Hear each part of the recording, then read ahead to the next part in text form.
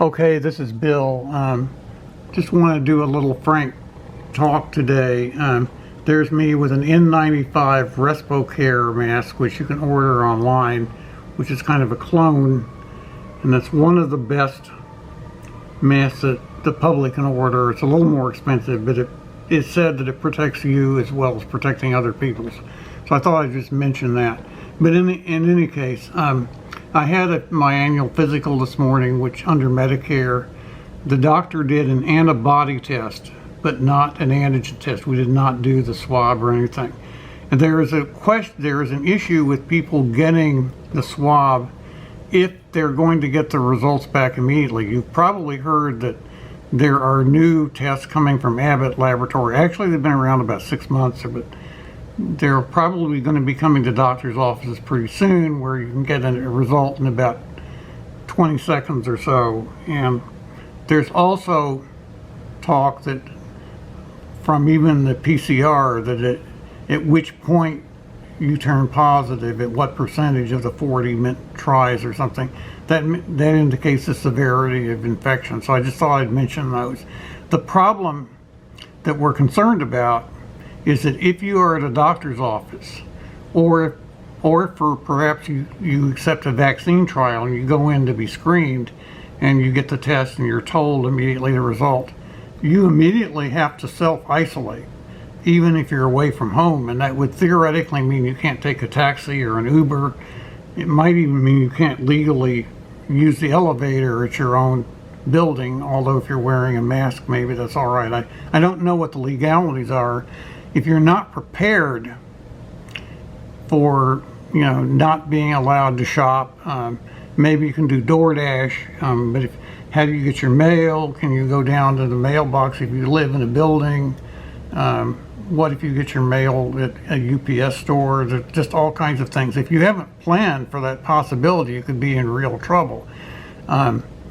Most of the websites say, well, the health department will call you and do contact tracing on you, and they will give you suggestions, but they're very vague. Most of them say have a friend do it for you. Well, that says you need to be in some sort of social pod where you have agreed with other people to back each other up if one of you gets a positive test. Now, this probably sounds like a pretty good idea for people to consider doing that. If you suddenly are isolated, how do you get home repairs done? If you're in a condo, if the internet goes out and has to be fixed, or this is like, you can hear the refrigerator back there. It's an old refrigerator. I bought a used condo. What if it goes out and has to be replaced, or anything? What about the HVAC over there? What if anything fails? Can someone even come into your unit, or are you strictly on your own? You know that in other countries like New Zealand and in Melbourne, Australia, they've been incredibly strict. And in fact, somebody had all of their computer equipment taken away because they had tried to organize a protest against the lockdowns in Melbourne. I just saw that today online. But anyway, we haven't figured out very clearly what the responsibilities are for someone if they suddenly find out they're positive, even though they're asymptomatic. And if we start having these home tests, which I talked about in the last video, or the quick turnaround in doctor's offices, if we start doing that, or maybe mandatory tests, of buildings based on wastewater or something, if we start doing that, we don't really know what the people are supposed to do if they're caught in this trap. The only advice I hear is have friends that are ready to do it for you. So you need to be socially engaged. If you're alone and you don't have relatives, or you don't have friends in a church or something, you could be in real trouble. Maybe you would be asked to stay in a facility or something if you haven't been socially engaged enough to do that. If you're older, and it sounds like maybe you would be. I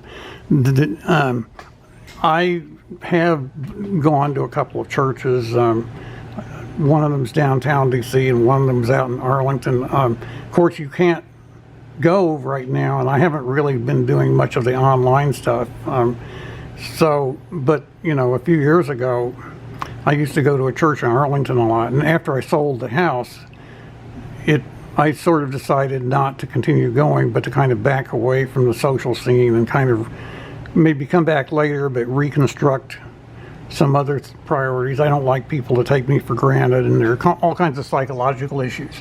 But that may have been a good idea socially at the time, but the pandemic changes everything. You really need to be able to have ties to people. Maybe distant relatives really have to spend more attention taking care of each other than they have.